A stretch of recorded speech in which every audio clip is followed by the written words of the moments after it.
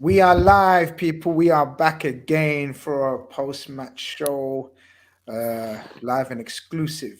As what was his name? Martin Tyler used to say. Do you remember when he said, "And it's live"? He's lost all that, hasn't he? He's lost that buzz, that used to be so iconic. And it's live. When he says it now, it's like has no effect. It's like you Well, might it's as well. because United aren't winning the leagues anymore, Grizz. That's not a coincidence, mate. Exactly that. Or you know what I mean? Now you might as well tune into Chris Khan TV, who smashes up Oh, microphones he's before having the an show absolute starts. mirror already. What's wrong with you? It's a shame. We should be asking what's wrong with you, and you should be telling us what's wrong with you. Because look, before we start, people, Avi's had a rough couple of days. He wasn't able to get to the match with me, as we all probably know by now. How are you, Avi? I know you had a rough couple of days. You're not feeling too well. Just a bit under the weather. Yeah, I'm just it's the cold, the driving back, the weather, and it doesn't help when you've got Evan on and he's talking about how sunny it is back home. So yeah, can't wait to go back. To be honest, I don't think my mum's gonna be Oh, too geez, look happy at hearing that. that. But yeah, That doesn't help, Evan, mate. That doesn't help. Evan, we'll move on to you then, man. Soccer God is in the building. Soccer God all the way from sunny USA. What's going Yeah. on? Just enjoying an early summer, a late summer. I don't know. It just whatever one you want to call it. Yeah. So I'm shorts, t-shirt, So what enjoying the would it weekend. be? Avi, Evan, what would it be? Is it early summer or late summer then for you guys, technically? We're technically closer to late summer, but I late just summer. joke like that because sometimes it's summer all year round. Like right now, it should be cold right now, but it's not. And that's why you're Very always... similar to Scotland. Very similar to Scotland. That. moving on to Scotland, where it's probably snowing. Conroy, has Bits it of been it, snowing? not everywhere, but it's more that storm. The storm kind of had effect in Edinburgh. All the trains were cancelled yesterday.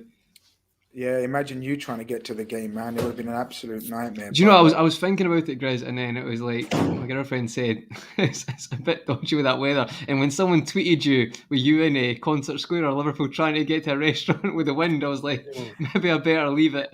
Evan, people are asking Miami. No, I'm in Northern California. God, Evan's that in sounds Northern amazing. California. Yeah, That sounds but you know what? amazing. You know what? But it shows. You know, because Avi was explaining to me, like amongst many other things he tries to explain to me. One of the things he was saying is he hates this. You know, he will never move back to UK is because of the weather, and it's true. Look how relaxed and chilled Evan is. Like the weather has to have an influence, right? So all of us are like sort of wrapped up and tense and moody and gloomy, and then Evan's just rocking away on his chair. He's got like we can see a map in the background. All we can see is blue water, even on the map. Do you know what I mean? It's mad, but it is what it is. Evan does not know what de-icer is. He does not know what Nah, de-icer yeah, or yeah. scraper is. No chance. He doesn't know what. Exactly. He doesn't even know what a radiator is. No, Don't worry about that. So wait, hold on. Does it not ever get like mad cold or anything remotely? Say that. It's never snowed. I've never seen snow. Or I've seen snow. I've never seen snow where I live. Never. Wow. You'll have to go to like Tahoe or somewhere to see. Yeah, Snow. Tahoe's the closest, but yeah, never snows. Never really gets ridiculously hot. It's a nice climate. Oh man.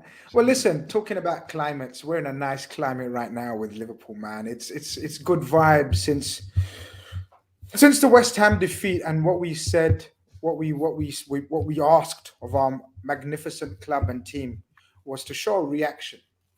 You know, that's the one thing we asked for since the West Ham defeat. We said, listen, okay, shit happens, teams lose their unbeaten streak, but what's important now is we make a couple of statements. And I think it's fair to say, scoring 10 goals in 3 games without conceding since then, 8 goals in the league versus Arsenal and Southampton, and then the 2 in midweek against Porto, shows that look, we're not done, we're not finished. And I kind of think I kind of feel good.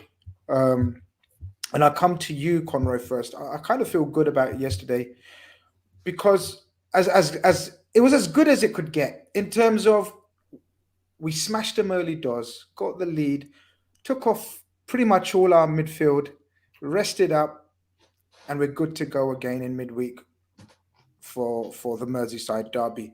Just give us an override feeling of where you at after yesterday and how did you enjoy it? yeah, I think like to be honest, Chris, sometimes we just kind of use the phrase "perfect result" or "perfect performance" all the time, or maybe when, you know, we've had a 4-0 win, but that's not always the case. Now, don't get me wrong, we could probably pick holes in certain defensive aspects yesterday, but I think for our kind of team fluidity and just like everyone knowing their jobs and just like being unbearable for teams to handle, I thought we were absolutely on it. Because sometimes, see if we win like a scoreline like that, people are straight away saying, "Oh, the other team was poor." But for me, when I watched that game, it felt like they just couldn't handle us, like completely couldn't handle us from the very start. I'm not going to have a Robbo loving. People might be surprised at that, but Have you predicted it in the first 5 minutes? You've just lost. You've just made me win the bet, and Avi made Avi lose the bet because Avi said first 5 minutes. It's 5 minutes, 30 minutes into the stream. Well, it was 79 seconds he got an assist, so come on, right? But no, what I was meaning is, see when he got that assist and see like with his celebration, just like from him getting it, you could tell like it just was a great start for a must-win game, and that kind of for me was foreshadowed just the performance. It just felt like everybody just knew the importance of winning this game because of the game today, Chelsea United, that we'll talk about. I know West Ham is City, but the Chelsea United was an important one, and we done that. And I just thought, like, you watch Match of the Day and you watch the highlights, but there was a lot of kind of half chances and movement. I just felt like they just look on it. I know you've compared before because I watched the call in last night. For me, that felt very much like, I know you said 17, 18, understood that, but I actually felt 18, 19 vibes. Just, you know, when we just lost the league to City, but I thought every game we were just, teams could not live with us. And yeah, I was ecstatic with it. But do you know what the best thing about it was? When we got that third goal before half-time, it was like, we're not going to have another 2-0 kind of heart attack game where we go 2-0 up like a Brighton or a Brentford and we give them a chance or we kind of get a good lead. So I was buzzing with that. But yeah, overall, I think that's maybe as a team, our best performance of the season. Now, people might say United at Old Trafford, I understand that, but I just think everything yesterday, every man knew their job, and I just thought, especially with Thiago and Fabinho, I thought it was excellent. We've got Big K in the building, who unfortunately couldn't join us today. He's had a long week where he's been eating and feasting at a best mate's Indian's wedding, and I can tell you, Asian weddings are the place to be at. And Keith's overindulged, so he can't make it today. But he said, "Yes, Conroy, your boy came through. Listen, don't start him off." I bet Avi knew straight away. I bet Avi, as soon as Robbo crossed that ball in, I bet Avi was like, "Oh, for fuck's sake!" No, I'm joking. I'm joking, mate. I'm only having a laugh, but it was like, it was great. I was just happy for him because I do think the celebration showed that it meant a lot to get to do that for the team. Anfield Road enters. Big up Avi, Grizz, Conroy, and Gabbar. Now, people don't know Gabbar is the new name for Evan because Gabbar was an absolute villain and a character in one of the most all-time greatest Bollywood movies. But Evan's so not Gabbar like by character and personality. I can guarantee you that exactly. But listen, it is what it is. Avi, I'm going to come to you next, and just without going into sort of the details as you may go into, I'll stop you before you do anyway. But just give us an overriding feeling of how you felt going into the game. And did it turn out to be how you thought it's going to be? And how you just generally feel where we're at right now? You know what? After the West Ham result, I think it's the near perfect reaction. The next three games, the Arsenal result, the Porto result, and then yesterday's result.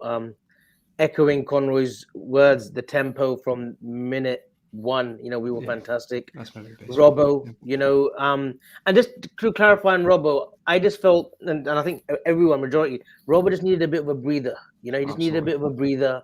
There's no way he was never going to recapture the form of previous seasons. I think he just played too much football with the national team as well, even in some meaningless games. So it was good to see yesterday. And we can all talk about Jota's celebration when he sits down, cross-legged and gets the fever. But Robbo's reaction with that assist, when he scored, he just that fist, you just knew that, Robbo, like it meant so much to him that he was able to provide a goal when he was magnificent throughout the 90 minutes.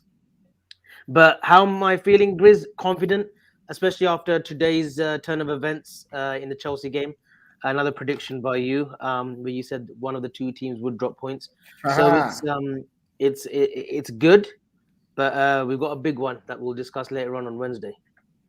We have indeed, but I mean, Evan, coming to you, it's true. We've got a big one, and that's why I said the way the game panned out, it was near enough. It was near enough perfect, right, Evan?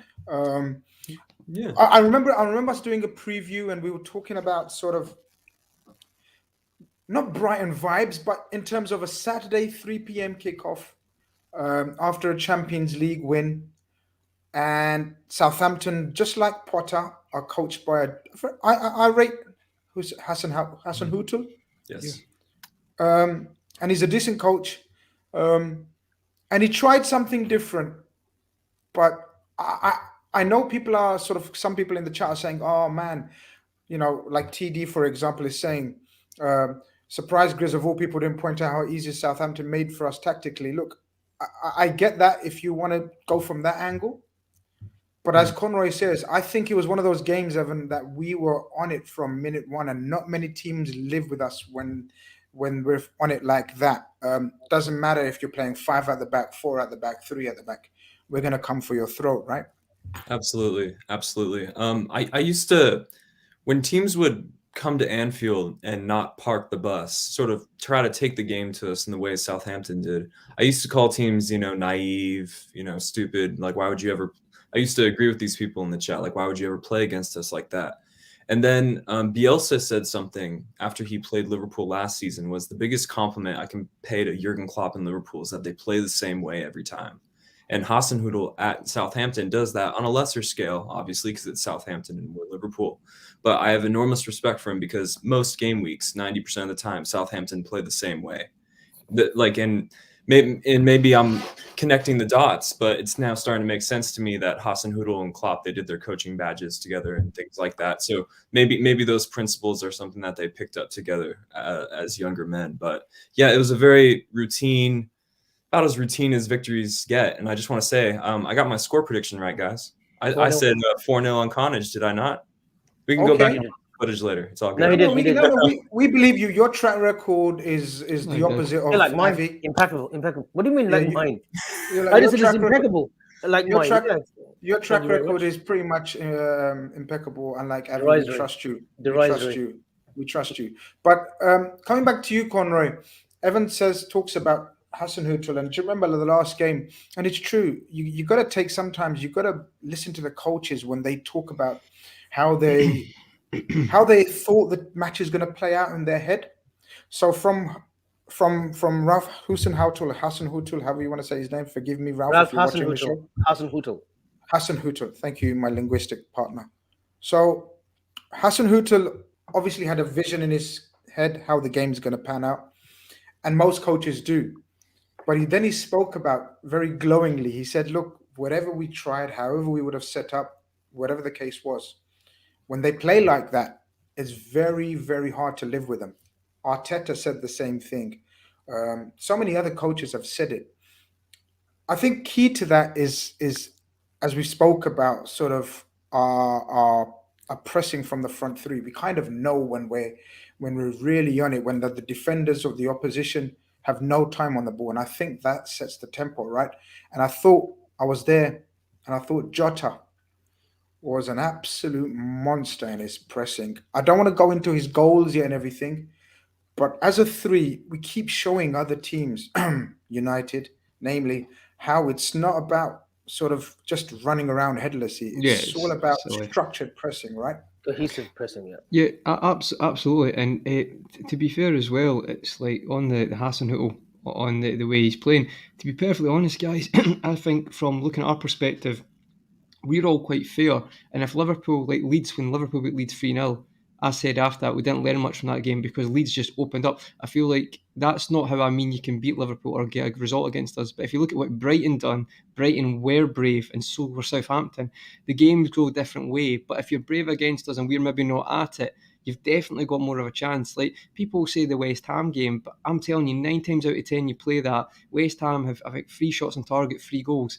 Everything fell perfectly from individual errors, and that can happen. But I think if you're looking at it as like not a blueprint, but the best chance against us, because Southampton still created chances, I would still stick by that. That's the way teams would go. I mean, obviously we have to be on it as well, but that's why I think certain coaches are not going with the kind of everybody sit in, because I think we're barring Chelsea, we can usually get the result. But on the question of the front three, Grizz, I felt like every time I come on, I keep talking about how good Diogo Jota is, even if he's maybe not at it. Is like his touch is amazing, but his movement and his pressing, I just think every time we come on, guys, I'm just saying he just looks like an absolute bargain. Like, see these little tap-ins are my favourite goals because it's just like it looks so simple, and I get that, but like for me, it reminds me of maybe kind of 2001, you know, had Owen scoring tap-ins, or just like we had strikers like that. I love that, and that's what I want, and I just think,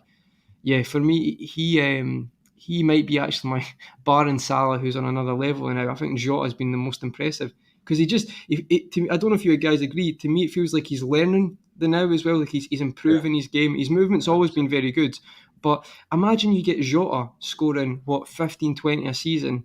With that, you have Firmino coming in the team in and out as well, scoring 10. You've equivalently got the Fab 3, but it's your Fab 4 now because you're getting another person to come in with the goals. And yeah, I just think from the start we're relentless, and I'm quite fair when it comes to oppositions and how the game goes. But as I say, I just think we were on another level that, to a man, it doesn't matter what they've done. I just think they wouldn't have got near us. And I think sometimes to say it's because how poor the other team was takes away from how good we were yesterday. Spot on. Avi, I want to come to you next with this comment from Arrow. And yeah, I see where he's coming from. When I say I mean, I'm not going to speak for him, but he says the opening 20 minutes felt disjointed. I felt it was open, but I didn't mind, if you know what I mean. Like it did have a feel of sort of they're attacking when they get the ball. We're definitely attacking when we get the ball, but I didn't mind that. I thought they're going to try to sit in and camp, but they didn't. Maybe looking back, it was a bit too brave. But as Conroy says, it's teams have shown and seen that you can get at us, and a lot of our rival fans are saying, "Oh, we're too open to win the league." Did you feel comfortable with the amount of half chances we were giving them? I mean, I personally felt the chances were through individual sloppiness as opposed to them breaking us down. How did you feel in that opening first 20, 30 minutes? I think Even though we had taken the lead, yeah. I think as soon as we initially scored, I think when they attacked straight away, I think that Thiago misplaces that pass, doesn't he? And on another day, you know, that touch, if it's any, you know, luckily the touch was a bit heavy on the forward. I think it might have been Borja, and Alisson comes out and saves it. But another day, that could have fell to him, and he could have, you know, maybe chipped the keeper or gone around the keeper and scored. So there was a moments of that. I thought, look, and I'm not getting too hard on him, but I thought Jordan Henderson a little bit in the first sort of opening 20, 25 minutes. I know he played a great ball through to Salah, who set up Jota's second, but I thought he was sort of getting confused. You know, I didn't think his defensive work was too great in the opening sort of 25, 30. He didn't know where he was meant to be because he had Thiago and Fabinho, and Thiago was sort of pushing forward as well. He was being a bit of a attacking threat, but I think Henderson was getting a little bit stuck. He didn't have the legs to get back in position when they were sort of having the ball. And fair play to Southampton. Look, they were brave.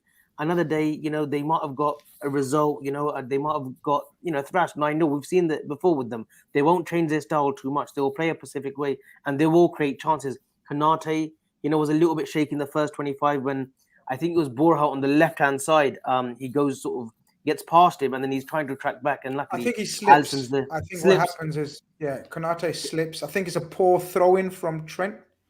Yeah, and then that's what it was. And then he goes to, and then Alisson again is there. But yeah, look, I think Arrow's right. I think the first 20, 25 minutes we were destroying. But I think, then again, I think we had to be. I think the way we were attacking, the way the game was, I think they were open as well. Like, they knew that they were going to create some chances as well. And they created half chances. They didn't create really any goal threat chances, like, you know, one-on-ones, but they created what they could. I think they did. I think Alisson. I don't think Alisson made any. No, but not any like. No, I thought Alisson, those saves were he was supposed to really. To Evan, I'll come to you with this. It's controversial from Avi. I thought even Klopp alluded to the fact that he had too many one-on-one situations. Avi, I mean, I don't know. Maybe he wasn't too well. I'll just go to the stats now. I'll go to the stats. I mean, obviously one-on-ones are never a good thing for us to face, but our goalkeeper is the best 1v1 goalkeeper in the world by quite some distance. So it's hard to feel too worried. But I agree with what some of the people in the chat are saying. I thought it mirrored the Porto game in the sense that in the first 10 to 15 minutes, we gave the ball away very sloppily, individual errors. And had they scored from one of these promising situations we gave them, we could be looking at a different game. I remember the Trent throw in, Thiago giving the ball away. But once we sort of got those out of our system, the result never seemed to be in doubt, especially when the goals started to flow. But yeah. But just on this, do you think that Alisson's been more busy anyway this season? He has been more busy. Absolutely. I think it's not Hollywood save. So this is the thing. Like I see Aaron Ramsdale getting credit for making a Hollywood save. Alisson just moves to the side and his position's much better because of that. And maybe it doesn't. Like he makes it look he's easy. I suppose that's what it is. He makes it look easy. He's keeping us in the game in 1v1 1-on-1 situations, like not necessarily long shots or stuff like that. Players through on goal. He's kept us in the game in multiple games, and it's a niche skill in his skill set that I'm so grateful that we have, because that's some title winning stuff right there. It's I know you guys sort of speaking about sort of glamorous saves, something like Ramsdale, whatever. But I think Klopp alluded to in the press conference afterwards that he's not comfortable with the amount of one-on-ones he has to make, which is never good. Yes, there hasn't been a game where we're intensely under pressure for a sustained barrage of time. Possibly Brentford, there was a couple of phases, and obviously City had a stranglehold on the game in the first half without peppering our goal. But the amount of sort of Alisson one-on-ones can be slightly concerning. But again, as I think, it's an evolution. We're trying to be more expansive, and so therefore I think we're going to be giving up a few chances in the hope and in the knowledge that we're so clinical at the moment up front, Conroy. So look, we'll take you back to the start of the game, and the team lineup is out. What did you think about the lineup? Was you okay with it? A couple of changes. So we bring back Virgil for Matip, we bring back Robertson for Tsimikas, and we bring back who else? Fabinho, Hendo for Ox. Yep. So we make 3 changes. A lot of people thought Ox should have been given. And obviously Fabinho for Morton, but we knew that already before the game. Yeah, that was to be expected. So we make a few changes. Happy, strong enough, most certainly for Southampton, right? Yeah, delighted with it, to be honest. I kind of thought, I wasn't sure because I thought Robbo might be rested for Everton. I think Robbo's definitely playing against Everton anyway, because that's a completely different match. We'll get into that later. So yeah, I was kind of like 50-50 with that one. But when I got announced, happy with that. Happy with Henderson starting. Again, me and Avi spoke about this before. I do not understand this narrative now. Like, we'll get on to after the game, but it seems to be I'm watching a different match for other people when I'm watching Jordan Henderson, because I feel like he's doing good attacking play, but other people are thinking. So on that, I was very happy for Henderson to be back in the team, and that was proved dividends. We'll talk about the goals. Expert ball, that if Kevin De Bruyne had done that, you'd see it 30 times on Twitter, but it just doesn't suit the narrative. So yeah, I was pretty happy with the lineup, to be honest, Grizz, and I think that's why Klopp's one of the best in the world, because we won 4-0. And maybe Matip, you could have said that one as well. However, he felt confident enough with Konate, who is still a young guy. I know he's discussed that last night. So that's a good experience for him as well, even if it wasn't an immaculate performance. We spoke about Konate briefly on the viewers call-in show last night, which, by the way, guys, was a fantastic success for a first time. We're going to do that again. If you haven't watched it, get on it. A few of the viewers and subscribers called in, and they were fantastic. Some brilliant content there. Some thought you were slightly harsh on Avi, coming to you now. I know you're not too well, but obviously it's all about giving someone context to explain themselves, their opinions. And I think today you suggested maybe in the WhatsApp group that you may have been slightly harsh on Konate, you thought the guy was being slightly harsh on Konate, comparing him to early Sakho, I think. Mamadou Sakho. So look, being at the game, I think Konate is an example of a young player coming into a system that requires immense concentration and near perfection, because that's the way Klopp uses his defense in terms of the line and everything. Everything has to be in sync. it's so natural for a young centre back not to have or be in sync with everyone else straight away. But I walked away from the game just like I have with Konate. Most games I've seen him play, where it's a slow start. He is slightly nervous and whatnot. Looks a bit patchy, but then he grows into it. And by the end of the game, he's commanding and absolutely has impressed me. Give us your thoughts on young Konate. I thought Konate was good. And look, we've got to remember, like, if we're looking at his age at 22, we've got to look at also where Van Dijk was at 22, where Matip was at 22, where, okay, Joe Gomez was at the club, but he was facing a lot of injuries and problems, with his knee and whatnot. So Konate's come in from Leipzig. Also, he's also had his fair share of injuries. I think he can be a bit too rash. I think he can get caught positionally, as we saw against Brighton, especially for their second goal when Trossard scored. But I thought yesterday he looked assured. The Saka shout, I know one of the viewers who came in, Biren, he said that he reminds me of Saka. I don't see that because Konate is very comfortable with the ball. I think he's a good passer. I think he brings out the ball very well. I think he's powerful. He's got all the attributes. Saka, I think, had always that. Oh, I suppose it didn't help when he was playing alongside Degsy, but he always had that moment where something's going to go wrong. He's going to have a brain fart, and he usually did. Sometimes he got away with it. Sometimes he didn't. And people said he was part of a good defense. That defense under Klopp, in that 15-16 was still leaking 2-3 goals a game. So I think it's a bit harsh on Konate, what the viewer said yesterday, but I think he's coming along fine. Give him, games. But like I said yesterday, Grizz, it's important that he plays alongside Virgil van Dijk. I don't want to see him alongside a Gomez unless it's a League Cup game. But if it's a league game, he needs to play alongside a fit Van Dijk because I think the experience that he will learn and the tips that Van Dijk does when Van Dijk talks with his partners, even on the left-hand side, when Van Dijk talks to Robertson and Trent, and how he gets everyone collectively together at corners and set pieces, I think it's imperative that Konate and Van Dijk is, if Konate starts, that Van Dijk's alongside him, barring any injury to him. Evan, would you pretty much agree, or is anything that you disagree with that in terms of the development of Konate so far and how Klopp has utilized him thus far? I find it great the way he's integrated in certain games, giving him sort of minutes in the Champions League, showing him what Champions League night at Anfield's all about, and then giving him minutes in a Saturday 3 p.m. kickoff, telling you that this is your bread and butter. I think it's been pretty much spot on the way Klopp's utilized him. But give us your opinion on Konate so far in his time, because there's no doubt he's bought for the future, but with the present in mind. Well, he's contributing in the present, and he could be one of the best players in the world in the future. That's how I see it. I think I've been so impressed with him, and he's young, he's inexperienced. Obviously, he had some injury problems in Germany where he wasn't playing all that much. So the amount of football he's played in the last calendar year actually isn't that much, and people need to bring that into context. But I've been really surprised with how mature he's looked. I've seen him make those inexperienced errors, yeah, but I think he's a Rolls-Royce center back in the making, and that's all we seem to have at the club are these incredible center backs that are so comfortable on the ball. I think he fits what we're trying to do to a T. I think he's perfect for it.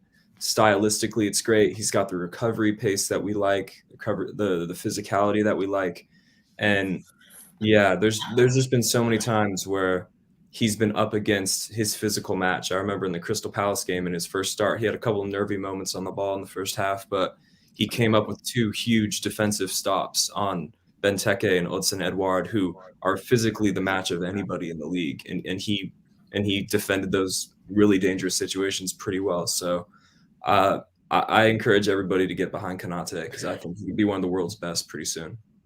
Just a quick mention as well. We mentioned that he's played at 3 o'clock. He's played at Klopp had full confidence in him, Grizz, to play him against Manchester United away.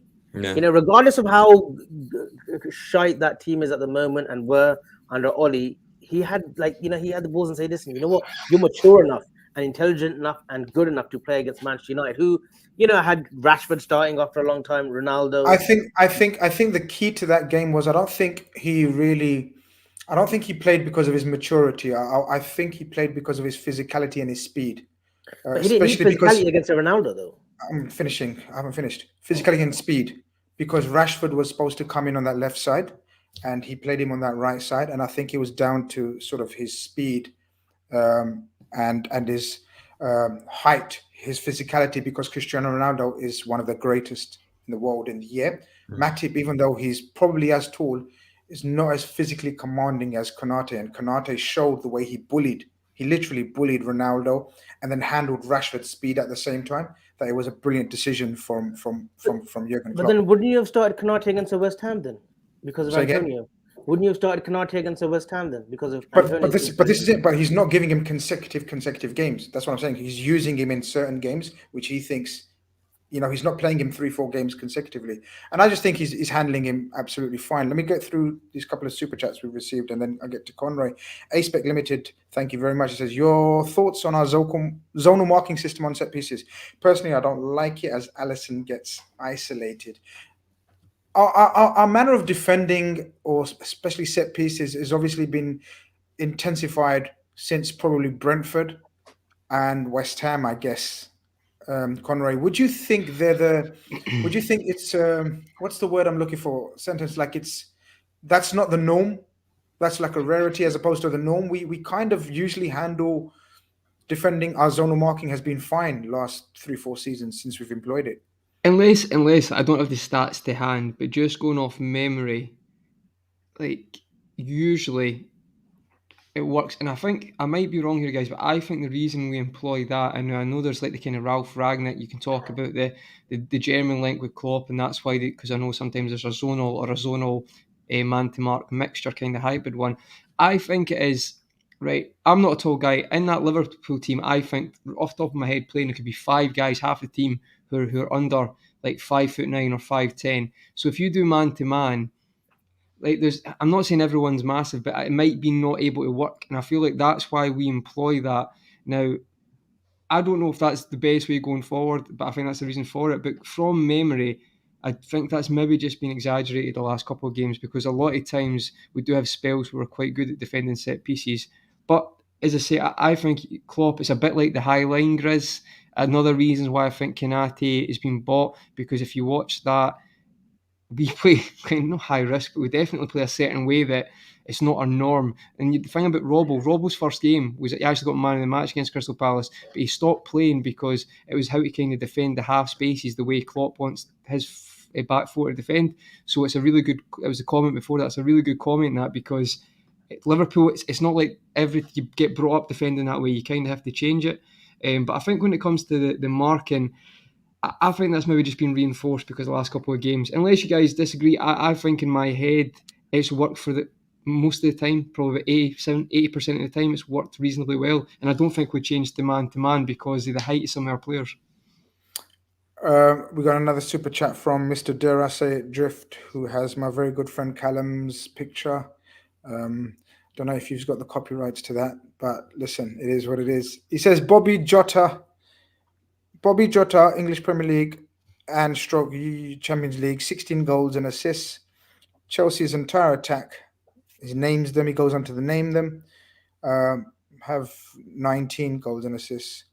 Quality over quantity. Do you guys agree? Avi, do you agree with quality over quantity, or would you have the variety or the quantity Chelsea seem to have?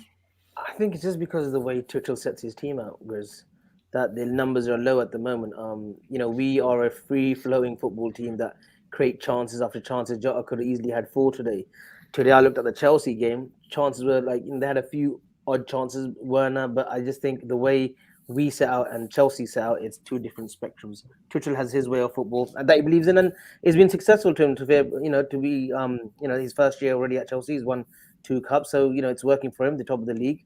And we have a certain system which we know that we will create more chances, more goals. It's just one of those. I take our quality, our top 4. Yeah, I still take Pulisic though. I take Pulisic if available, 100%. No, I only take because Pulisic he's American, but yeah. No, I love Pulisic, mate. I think he's genuinely potentially be generational. Just injuries, unfortunately. Only his hamstring. Yeah. Absolutely. Yeah. So we take the lead, as we said. We're going to get into the goals now, and Evan, we should have scored from the attack itself, the origin of the attack, which is where the defender slips, Jota gets through clean. He then gets caught up, but he still has a chance to play either Mo or Mane. and I think Left. he probably makes the wrong decision. But, and this is what I love about him, Evan, he doesn't, or he hasn't got time, or he hasn't got the attitude of certain players where the head goes down and he's distraught and he drops away and shies away from the move, lets it peter out. He keeps the hunt and the hunger alive, as true hunter does. Robertson does brilliantly. Mane plays an absolute peach of a pass to him. I love tap-ins. Evan. As Conroy says. Tapping. It just did an example. I mean, do you remember Bobby scored a hat-trick of tap-ins against Watford? Watford, yeah. You know, Jota's hunger, desire, attitude, even though when he's not having the best of games, is a great quality, isn't it? And what did you think of that opening goal? Tap-ins are a sign of a great team. People used to make fun of Pep's City teams from a couple years ago because the amount of tap-ins they would score. You know, Pep might have the greatest Premier League team of all time, you know, arguably. So it's a sign of a great team. For me, the key part of that goal is the interplay that you touched on, Grizz, between Mane and Robbo. Robertson, yeah. Because unfortunately for us, both of those players have spent opposite times in form and out of form. Mane, you know, last season Good very point. much fit, while Robbo was sort of carrying that side for a while, and then Robertson falling out of form for the first few months of the season and Mane becoming sharp again. So we can see how good we are when both of them are on it. And they have such a great chemistry and understanding built up through years of success and training and games and all these things. And for them, they've always been so good at finding those hidden passing lanes to each other. Like when teams are camped in, like they usually are against us, those two time and time again have been the ones to make 10 yards out of nothing. And that's what they were able to do. And Yeah. it led to a tap-in. My favorite type of goal, but for me, that's the biggest takeaway is look how good we are when the best left side in world football are on their game. Yeah, he's spot on, isn't he, Conroy? I mean, you know, that pass to Robertson and Robertson's celebration, as you've touched on, and I'm going to give you the floor with Robertson, you know, naturally. Just sort of the contrast in his performance. It was, as we said, we hadn't forgotten, but it'd been a while since he put in a whirlwind of a performance. That's how I described it. And it proved like the competition is great. The competition is brilliant. There's only one winner, and that's Liverpool FC. When you got competition like that, it was great to see Mane and Robertson, as Evan touched upon, link up again and show that chemistry. Like he said, that chemistry is key, right? Yeah, it's a great point, Evan, because I think that sometimes gets forgotten about as well, like the dips in form. Last season, Robbo was pretty good at times for the first half when everyone else kind of fell off a cliff and stuff at different stages. Then this season, there's maybe an argument of Mane's maybe being hit and miss in some games, but he's been effective and improved again, got his kind of form up, and then Robbo's kind of hit that the wall, if you will. But yeah, it's a great point. And see, the ironic thing is, Andrew Robertson is genuinely, between them being out of form, that run has been made about 40 times in a season. And you know what? Usually it comes to nothing because they don't play the ball correctly at the right time. But you could tell they both were switched on yesterday and at the kind of top of their game because it's an unbelievable pass. It really is. But Manny only goes with that if he's got his confidence up. And he obviously, it shows he's scoring recently. And great pass. The weight of it is it's immaculate. It's And key. you know what? It's key. And it looks like a simple pass across, right? But see if you're not in great form, and you know, let's be honest, I'm not saying you read social media, but there's been maybe everyone deserves criticism, but it kind of felt like it's a bit of a been quite a lot of pressure on recently for him just to put a simple pass across like that. I know it looks simple and it is for a top left back, but for him to just do that 79 seconds in, I mean, that feeling of him like punching the air, I think we all felt it. It just was relief, and yeah, it was what a start, what a goal, and for him. His performance, like he's had a lot of world class performances, but yesterday, I don't know if it was just because of the pressure leading up to the game, people shouting for Shimikas, but like it was like someone said that Michael Jordan thing. I took that personally. It was very much like that because he was honestly like he was great yesterday. I got to the point where I was like, if this is him with one game rested, because it's the 80th minute or like 75th minute and he's still bombing and just looked like as you said, Chris, during the week, looked like a man possessed. So I think it's a mixture between having the rest and having the competition. But I do think we need to make the point is, see when he can get a chance to give him a rest, give him it. Because even when he's playing for Scotland, he literally came off because it was like getting muscular fatigue the other night. So it's against Denmark. So it actually just shows that we maybe going forward need to be quite careful with that. Because if that's what you can get from him, as he's shown many times and showed again yesterday, I think because we've got Shimikas now, just keep an eye on that. Don't make it get to that point again. That's all I would say. Tap in number 2, Avi, comes from, again, brilliant interplay from the other side. And this time it involves our other winger, who is absolutely flying high with confidence. But it also involves our skipper, who you slightly critical of, harshly. I think you're slightly critical of Hendo, but fair play to Henderson. I think on the other side showed the chemistry and showed the understanding that you'd like to think they've been building up, because Hendo's been playing a lot on that right side and further up as well, more of an attacker, whereas more attacking, not more of an attacker, more attacking, as opposed to Thiago dropping in. Talk us through that second goal, if you remember it. That weight of the pass for Salah was a beautiful pass. I think it goes through someone's legs.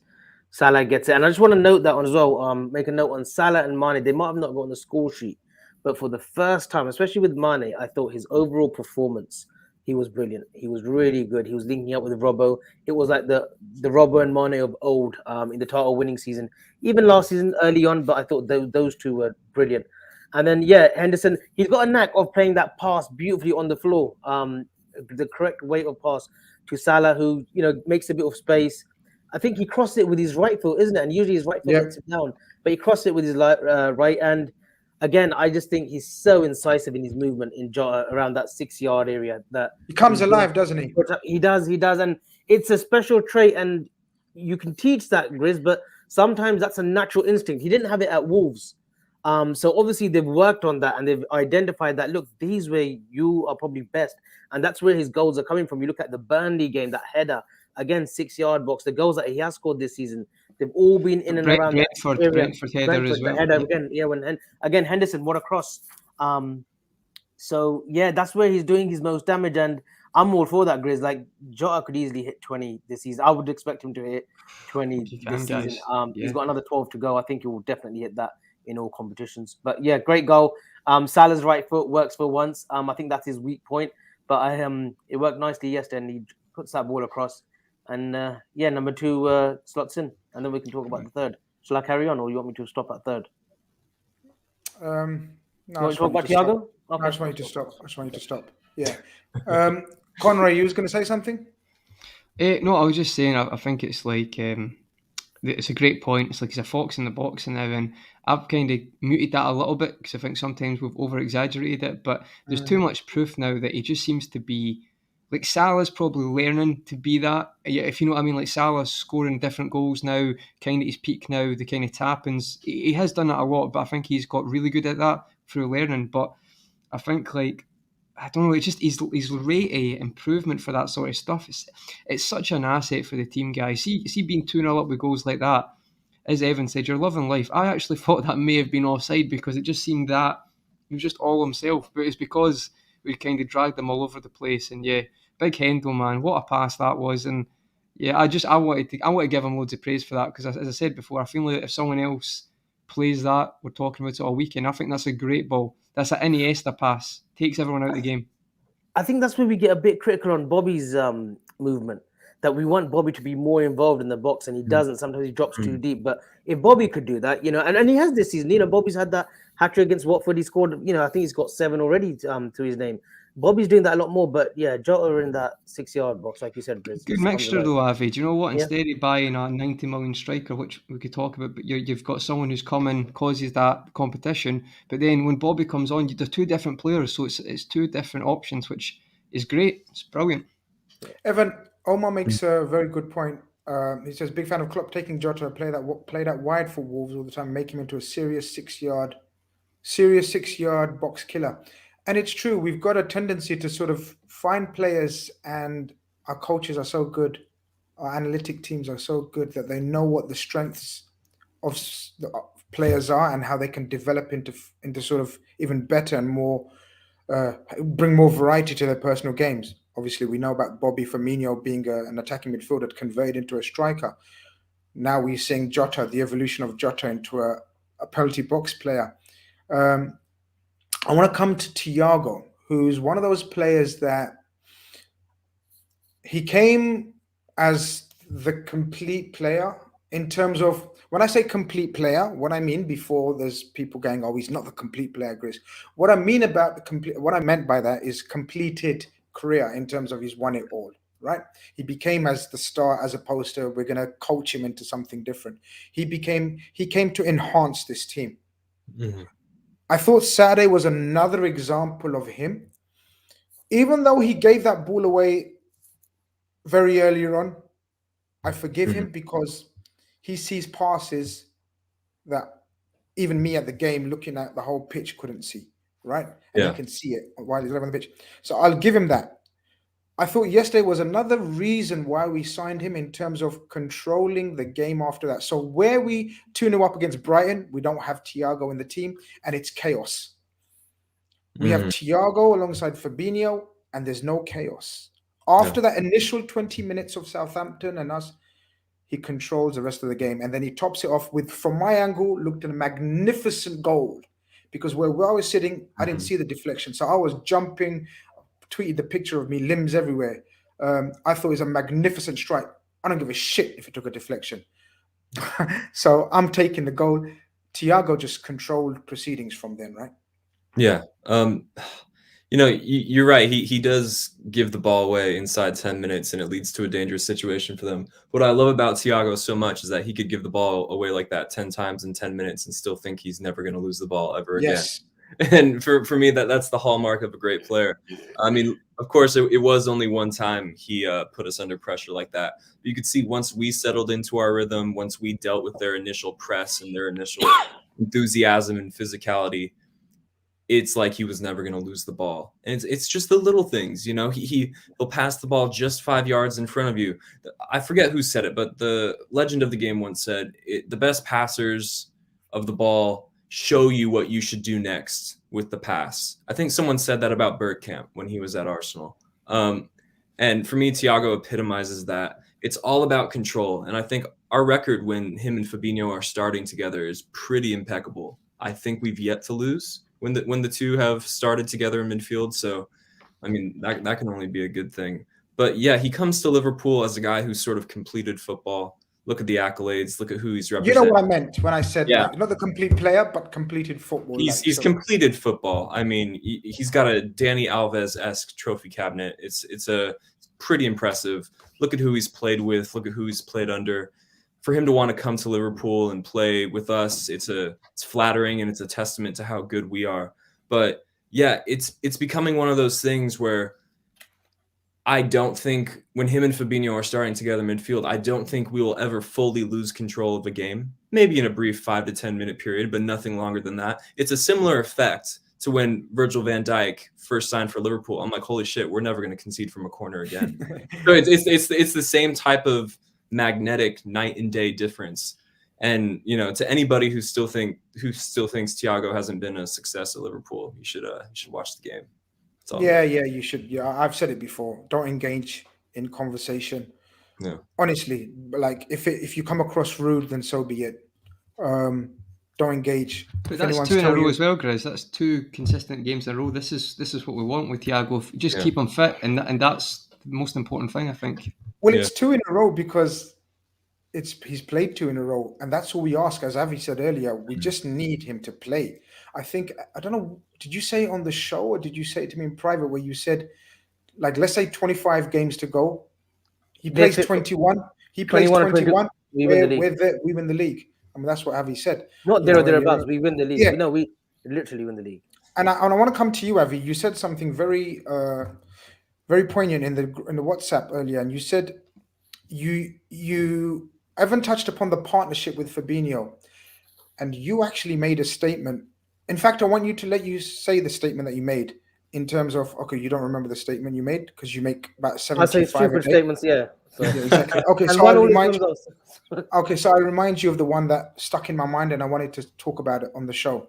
You spoke about the partnership of Virgil and Gomez in our league title winning championship, and you said you classed the Fabinho and Thiago partnership. I don't know if you said as important or even or more important. Just to let you want to elaborate on that. Just as important. It comes back to intelligent footballers, smart footballers. Fabinho and Thiago are so smart that they will always be aware of one another and where they are in the pitch, right? And that's an easy statement to make. But when Thiago pushed on yesterday for that third goal, when he hits it, and the ball rolling, the trick, and he hits it, Fabinho's there covering him. If like just in case he loses the ball, Fabinho is there, like literally right behind him. You can see it positionally, and for me, that's what's brilliant about these two. When they play, their overall record is 92%. And we saw There it you with go. Remy says with Thiago and Fab starting, we've had 12 wins and a wins and draw. a draw. Fantastic. And and this is what we were crying out for last season.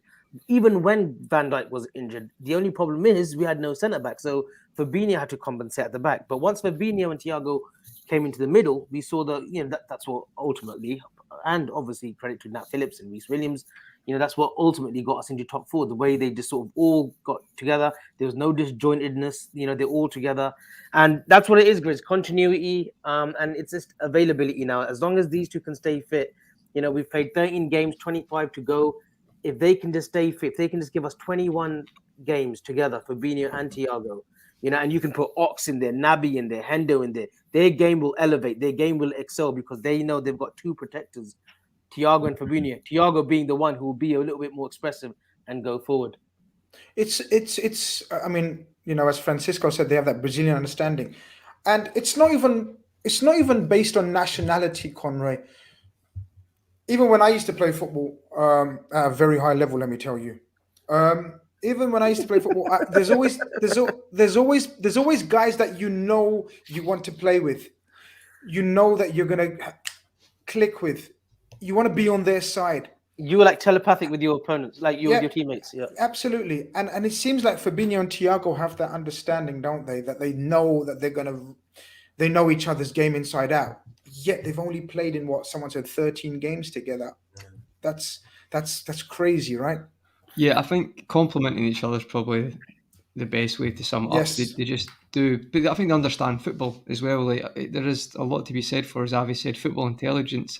Sometimes that kind of gets forgotten about, and I feel like with those two, absolutely, as you said, when Thiago goes in for that shot, Avi, first thing Fab's thinking is, right, if this kind of escalates back here, my positioning him, and he's world class at reading the game anyway. So world class DM, but.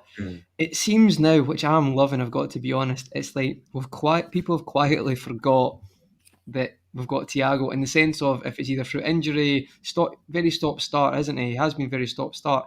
But it's like other teams and us at times have forgot. But now it's like, hold on, now there's availability here with one of the absolute world-class midfielder.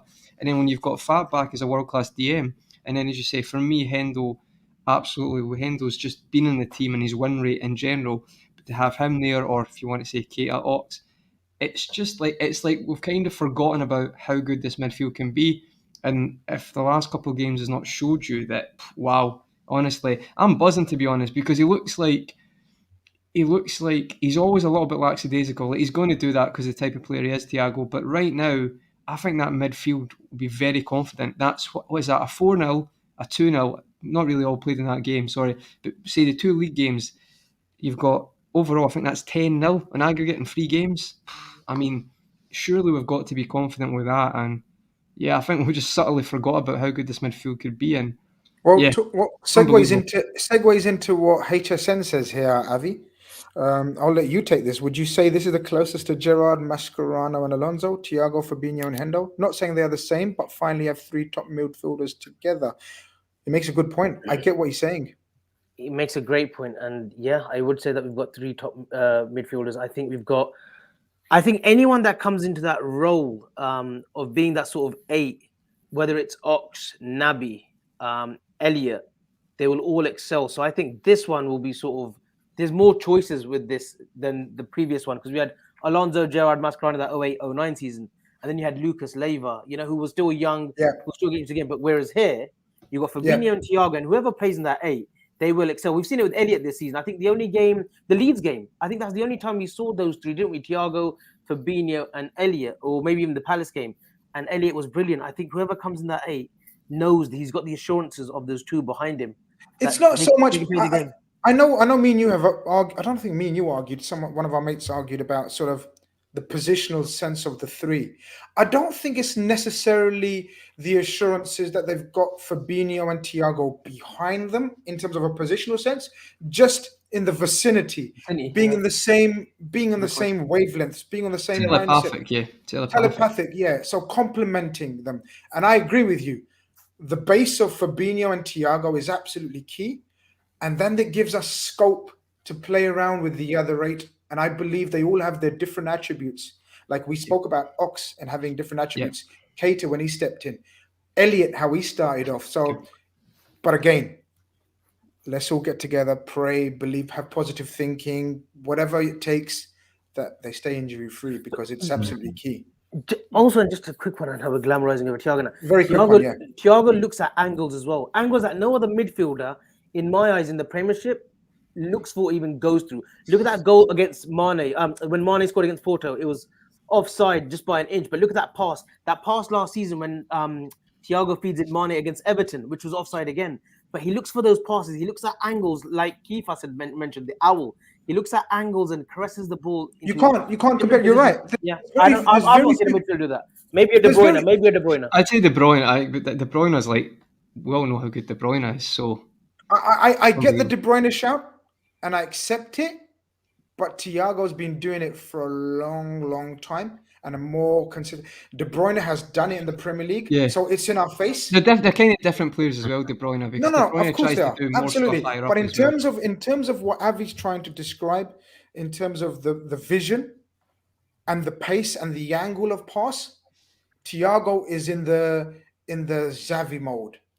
Obviously, he played with Xavi. A young Thiago played with Xavi. Yeah. So Thiago was built up on that vibes. Even guys, I'm probably showing my age now, even though I didn't see much of him. But even Guardiola was good at that, guys. Yeah.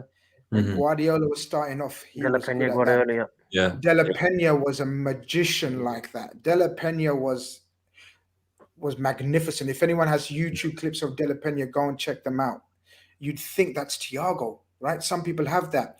But Evan, we could wax lyrical about Thiago. Yeah. We could do a show and we wouldn't get bored, man. We wouldn't get bored. We'd be like, wow. But we go into halftime and then the game is set and match. We're just thinking of, please, no injuries. We're just thinking of, are we really going to step on their necks and really go for the kill? We get an early goal from Virgil. He's our number 4. As the song says, watch him defend and we watch him score. Finally, it's been a little while.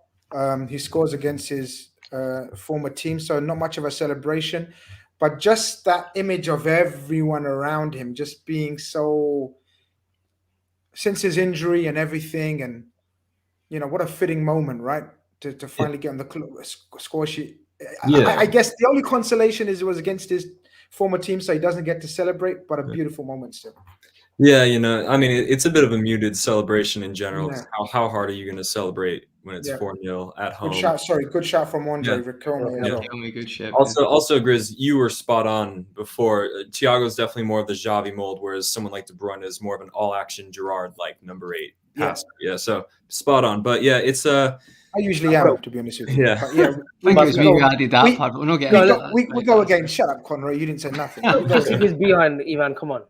Yeah. What I really liked about Virgil's goal was that, Trent is just this inevitable productivity machine. I thought he was quite peripheral on the day, not his most standout performance, yet he still manages to get a goal contribution. So Trent is becoming this hilariously inevitable Salah-like force where it's like, why would you ever take him out of your fantasy team? There's literally no reason. Don't go there. I've done that. All right, me just being the real football man, right, and now owning up to one of the biggest bullshits that an FPL player can do by taking Trent out. But sorry, I digress. it's so that was my favorite part is just that, Trent can be sort of just not the main creative outlet on the day and yet still find a way to be creative. And yeah, symbolically we want Virgil to we love that he's scoring after his big absence. And I remember for a while when he first came here, it sort of became a big question, like when's he going to score from a set piece? Then all of a sudden he seemed to not be able to stop scoring, getting set pieces. He has a double that beats Brighton a few years ago. That iconic goal in front of the United fans at Anfield a couple seasons back. So it's something that he's added to his game during his time here, and I would like to see us exploit that a bit more, specifically on him, because I know from set pieces, generally speaking, we've been very prolific. I think the most prolific in the league, but definitely getting him involved can only be a good thing. And yeah, I would also love to see just more center backs in general popping up from corners. We've got over 350 of you in the chat on a Sunday evening, morning in some cases, afternoon in some cases. It's afternoon, right, where you are, Evan, right? It's more, Yeah. Please do like the stream. We're over an hour in. Please do like the stream. Subscribe if you haven't. We've got a few more bits to talk about. And Conroy, we'll start off with so the 3-0, the results in the bag. And I was absolutely adamant. 4-0. Virgil makes it 4-0. And I was absolutely adamant. By then, my mind had switched. So do you remember when we lost? We lost, and then we had a Champions League week in the midweek, and I said I don't give a shit about the Champions League. It was Atletico Madrid game, Chris. Atletico Madrid, and I was all about the next game. West Ham away it was. Yeah. Minute whatever Virgil scored in, I was like, the next game, Everton, take off 3 key components that we need. And he does that. He takes off Henderson, he takes off Thiago, and he takes off Jota, which I found interesting. I think he wanted Mane and Salah to be on the team sheet. Was you of the same mindset, like just rest everyone and let's have a look at a few of the others? Because they deserved more minutes anyway, right? Yeah, and what I would say on that, some people were freaking out that Jota came off when he still a hat-trick, but he comes off in this 80th minute. Like, for me, like, that's, you can't argue the manager if he takes you off the 80th minute. You've had more than enough time. He scored his second goal in, what was it, the 20 odd minute or 30th minute. Come on, you've got another. He had a great chance. He had a great chance when Robbo puts it on a plate. Yeah, but do you know what? You can't moan at the manager. Takes you off 80th minute. It's not 60th minute, so I don't want to hear any complaining about that. That's fine. There's kind of theories as Salah and Mane staying on because of this. If that was them, would they get taken off? If you say that if you want, it's 80th minute. So really, he's had more than enough time. He's not done it. Accept that. It's not as if he's taken him off in the 45th minute. So I was quite happy with that. Grizz made a lot of sense. Save the players that you think are definitely going to play Thiago and Hendo during the week. And I actually think as well Jota will start. So it made a lot of sense. And yeah, happy days. We're really happy with that. And overall, you could maybe say that's what topped it off as being a kind of perfect result. Everything kind of fell in place, no injuries. So yeah, that just kind of sealed it, icing on the cake. Mm-hmm. Saeed in the house, big up my brother. He says, big up the guys. Think Liverpool, Man City have got the league. Chelsea don't have a plan B. We're going to come to that, Saeed. Proper thanks for that segue into. Good comment. That's a good comment. Yeah, Chelsea. Yeah, exactly. We're gonna touch upon that. 9 a.m. in Sydney. Wow, welcome to the chat. Australia, welcome to the show. That's Australia. Thanks. Yeah. Just in case you didn't know. Thanks. Nice. Okay. It's just in case. Yeah. No, it's always just in case. Yeah, no problem. Thanks for that. Telling me Sydney's on Australia. But yeah, it is what it is. Good morning, East Coast. Okay, of Aussie. Oh, sorry, he may have been replying to. No, are you Wolves F1? Are you from the East Coast in Aussie, or are you replying to the other brother? But Avi, we will go into depth obviously on the pre-match for the Everton, but feeling good going into the Everton. I know straight away you was like, right guys, Everton need to get it. You know, like you was very vociferous and forceful in terms of they're going to get a thrashing. Grizz, they're still.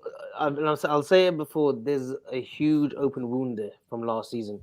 There is. I don't care whether Ancelotti's there or not, but there is. We've got to go to Goodison Park and really put it on them. I tweeted as well, just probably half an hour before. There's no dust that's settled. Oh, Avi no, with a fighting talk. no dust has settled. We go to Goodison Park on Wednesday. Rafa as manager, I'm sorry, but look, whatever he did, I respectful and I love him for what he did with us. But on Wednesday, it's literally war. We go there with the same 11 as possible than last season, and I believe we will have that. Matip, I think, will come back in. Van Dijk, you've got Trent and Robbo, then Thiago, Hendo, and Fabinho. The only component Bobby that and won't be Jota. there is Bobby.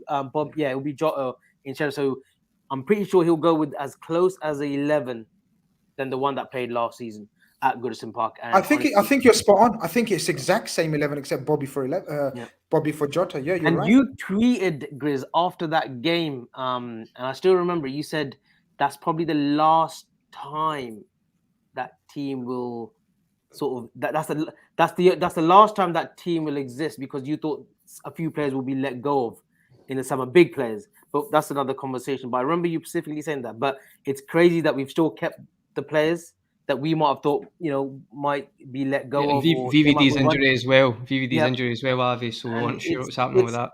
It's big, and I tell you why it's big. There's a few personal stories in that game as well. Thiago, Richarlison, Pickford, Van Dijk, and they're all professionals. I'm sure, they've apologized to one another as players, but best believe we're going in there for the kill. Very quickly, as I said, Evan, we're going to do the pre-match. We're not going to go really deep into it, but Yeah. Lala LFC says, sorry, let me explain this. This is Lala FC. So Lala FC. So how I said it first time was the English transliteration. So I literally said La LFC. What this means, sorry, say again, Avi. As in the Teletubby, La. Yeah, but this is Lala FC. And if it is Lala FC, then come back to me in the chat. Lala means it's an affectionate way of saying friend stroke brother in my language. Big Hopefully brother, I'm right there. Big brother. Lala. Hopefully I'm right. If I'm not, then I'll just feel like Avi does every week. Evan, he says, might be Klopp's easiest team talk. Everybody knows the assignment. Simple. Do you agree? I think Klopp's team talk will go along the lines of don't play the occasion. You know what I mean? Because if you listen to Klopp's comments when he was asked about it post match the other day, he says he doesn't like the derby. What do you make of that? Let's quickly touch upon that. Yeah, we'll get opinions on everyone. Let me just quickly give context to what he said. In fact, you tell us what he said and tell us what you think, what you made of it. What I remember him saying, he was asked, I don't know what he was asked. Are you looking forward to it? What are your thoughts on the Merseyside derby midweek? Something like that. He says, I don't like it. He said something along the lines of, I don't like it. It doesn't really become a football match at a certain point. We're going to go there to play football. Let's see what they do. So essentially, it's a subtle accusation of Everton reducing the game to a who can break each other's legs the worst competition. I can't help but agree with Klopp. I don't like it. I think whenever they have players like Richarlison who are such liabilities on the pitch just in terms of emotional ticking time bomb. I think Klopp's team talk will be a lot of don't get sucked into that. We're gonna come here and be the better team. Everton are a bit of a wounded animal, and if they're not a wounded animal right now in their current form, then they definitely will be deep into the second half when we're up 3-0.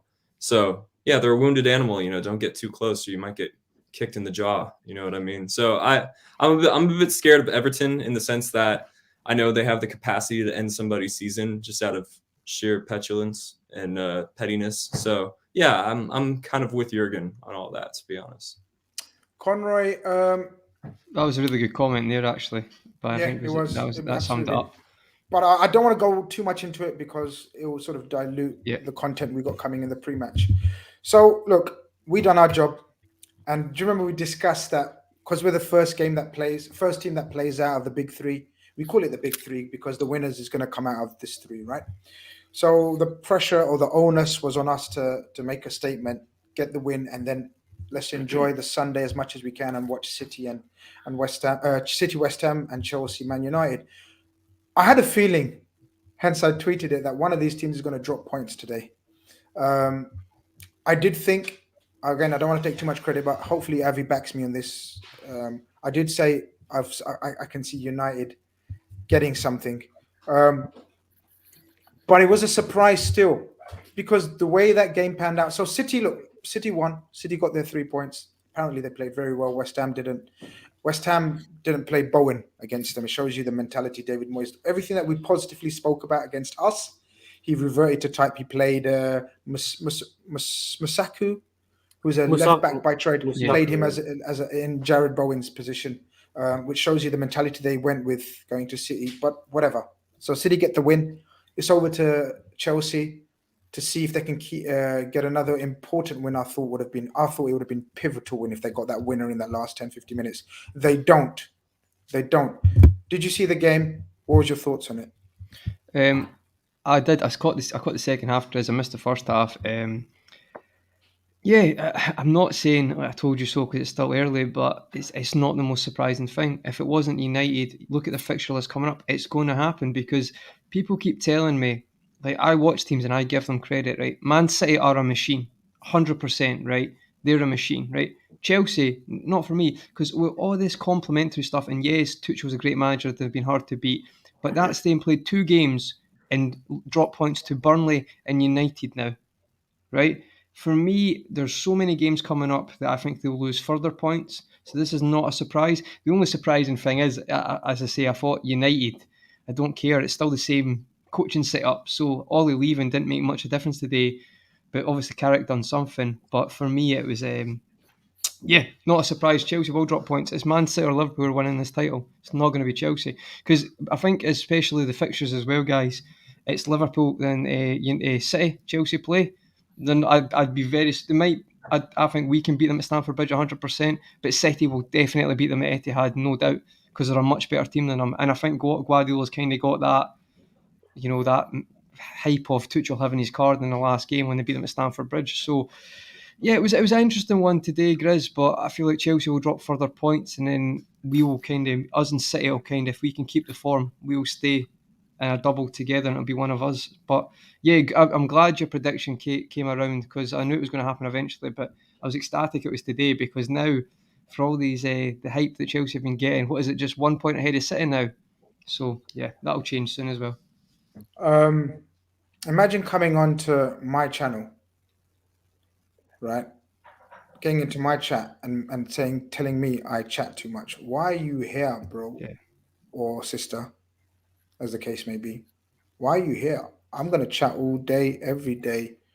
This is the wrong channel to be in if you want to hear less of Grizz. It doesn't make sense, right? Like, if you want to hear less of me, this is the wrong place, bro. As long as they've subscribed. As long as they've subscribed. Yeah, exactly. Look, stop writing off Chelsea. Paul says we're not writing off Chelsea, right, Avi? We're just saying that facts are that they've now played. They played Liverpool, United, and City. Liverpool, United, and City, and they haven't won. Yep. What did you make of today, the game? I thought United, because they were playing on the counter attack, and at some instances it was like 3 against 2 or 3 against 3. I thought United's decision making the final third was so poor, Grizz. So poor. Prior to the Sancho goal, I thought they could have hurt him just beforehand. And then obviously they score, good finish by Sancho, and then Chelsea come back strong right at the end. That Rudiger, and especially the way he's been playing this season, you'd expected him to score that. I do think it's a hard chance, Avi. I don't think it's the easiest chance. I do, but when a player's on a momentum like he is, because he's chipped in with a few headers as well this season with a few goals. So I thought, and I know it's first time he got hit that first time on the volley, but they weren't really penetrating or probing. I know they had some half chances, but again, they weren't bombarding that. It wasn't backs against the wall, was it? It wasn't backs. It wasn't. Like I thought the inclusion of Ziyech was a weird one because he seems to get a tune out of the Loftus Cheeks, the Alonsos, but Ziyech is one that's really sort of, he's not really done it. I mean, he had a first month and a half under Lampard where he played really well, but I just think he's gone missing a lot in games. Pulisic comes on, he's a bit of a threat on that right-hand side. But Ronaldo just lets him go. I thought that Ronaldo's substitution was actually poor from Carrick. He wasn't needed at the time. Maybe Sancho's legs were gone. But in terms of Chelsea, I still think they'll be there, Grizz. Tuchel is one that will still sort of learn, and he's good at making changes. You got to remember this Tuchel manager. Tuchel at Dortmund was very expansive, and then he changed into this sort of more pragmatic counter-attacking team, becoming defensively solid. So he's got it in him to change, but whether they can change so quickly to what they're used to now, I don't think that, I don't think it's easy as that's like changing a few things around or a few players around. I still think they'll be there or thereabouts. I still think they'll be tough nut to crack, and I'm pretty sure we'll still be talking. We're talking about the title as the trio: us, City, and Chelsea. Evan, your thoughts on the game, because I found it significant. I was thinking it's significant, and sometimes you can over what's the word, like put too much importance on one game. But I thought I think it was poignant. I was thinking the way we handled Man United and how Chelsea handled Man United. So look, both of us thrashed the shit out of Man United. We just went for the throat. City done the whole don't let them touch the ball and take the piss. Chelsea didn't have either of those approaches. So they didn't start off like 100 miles per hour and go for the throat. And they couldn't keep enough of the ball and keep enough, what's the word? Sort of couldn't not have United some moments in the game. I thought that was poignant. I think it shows where we have, us and City, more variety in our game than Chelsea, would you say, and tactics? I'd agree with you. I'd say I'd take it back to one of the super chats we got earlier in the show where that guy broke down how many goal contributions are just in our front three and how many goal contributions are spread out over their entire offense. For me, Chelsea just don't have enough spearheads in enough areas. They have a bunch of fantastic dribblers and ball carriers and technicians, but not enough lethality. And obviously that's exasperated by Lukaku's injury, Timo Werner being very bad. These are problems that those don't help their issue, obviously. But yeah, I can't tell if what Chelsea's entire approach under Tuchel, I can't tell if it's indicative of title-winning solidity or if it's entirely unsustainable. I go back and forth multiple times throughout. So do I. Yeah, I agree. I go back and forth multiple times, not just on the game weeks, but while watching the game. Because there's times where I'm just like, wow, they're so organized and they're so flexible, they could go all the way. And then today, while I'm watching them struggle to bury a chance or make a clear-cut chance, I'm just thinking that, like I said, they're not sharp enough in certain areas. Their potency as an attacking force is far too spread out. Whereas other teams, elite teams like us and City, it's a little more concentrated, Yeah. Whether that changes when Lukaku comes back, it obviously probably will. But yeah, I don't know how to feel about Chelsea. To me, they're such an enigma, but I don't take them lightly at all. I think they'll still be in the conversation. Conroy, before you go, I just want to give a shout out to Kingsley. He's put in a super chat. Thank you. He says, big up the panel. Love the work. Keep underestimating Chelsea. Much love. We're not underestimating Chelsea, but I think we're suggesting, the only suggestion we have is what I'm making. I don't want to speak for the rest of them. They can say their own say. I just think Chelsea have a restricted way of attacking teams. I think City and Liverpool have more variety in their attack. I think Chelsea are brilliantly coached. I must stress that. I think they've got wonderful players throughout their team. I just think they haven't got the fluency in attack, variety in attack that the Liverpool and Chelsea. And that's natural because they've had their coaches longer. So it's actually credit to Tuchel that he's brought them this far, this quickly. So we're not underestimating Chelsea, brother. But thank you very much for the super chat. Conroy, you was going to say something. Absolutely not. Just to add, I agree with that, Grizz, but I'd also say as well, the Manchester City and Liverpool, the actual squads, when we're fully fit, are playing, have got that experience of getting to 90-odd points. Now, Avi, I know you don't think we'll get to that, but what I mean is they're capable of going and they've battled each other to do those runs. I think when it comes to that experience, this Chelsea squad, however, they are winners, don't get me wrong, it's a different thing. The Champions League's still a massive achievement. I'm not disputing that. I just think we have that experience and we can get to that level. And we've not seen Chelsea do that yet. Chelsea fans might say, well, it might not get to that, like 10 to 12 match winning runs. However, I think the way Touchwood we can continue to go and the way Man City are going, that you're gonna have to be at it nearly every week. And I think because of that experience, I don't think Chelsea will manage to keep it up every week. And with their fixtures is coming as well to the end and the start of the year, I just think that experience from Liverpool and City will put us. I just think we're just slightly above. That's not to underestimate Chelsea. I think they'll get there, but right now I just think when we're at it and City are at it, we're there, and Chelsea are just there, probably on their own some because they're still much better than anything underneath them. But that's the way I look at it now. But not underestimating them. Absolutely. I think Sorry. them going to the Club World Championship as well. I think that'll have a little bit of an effect on them as well. The traveling and getting back. Yeah, you've mentioned that a few times. Does anybody know? Does anybody know in the chat, or if Evan or Conroy know, like how long is that for? Like, and when do they go away? They go straight into the semi-final stage, don't they? And it's a week. It's a week long. They'll get there on the Tuesday, maybe play on the Wednesday, and then they play on the Sunday, don't they? But is it end of December, 15th to 18th of December? Is that not when they play it? I think usually, Avi, I think that's usually what it is. But correct me if I'm wrong, chat. But I think it's after AFCON this year. They made an exception. Oh wow! So it's after. I could be wrong. I could be wrong. Let me know. Okay. Well, hopefully someone in the chat will correct us or to be determined. It is supposed to be in China, but yeah, they said it's postponed until next year. Okay, it was supposed to be in China though. Okay. When you say next year, not next season, surely not possibly 2022. They're saying. Okay. Yeah, so most certainly after AFCON, then I'd imagine.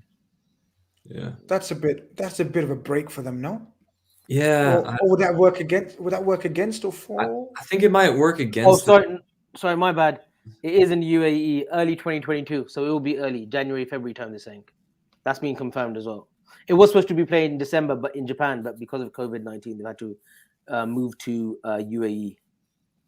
Early 2022. Okay, so But that could be a bit like AFCON, you never know if it goes ahead or not.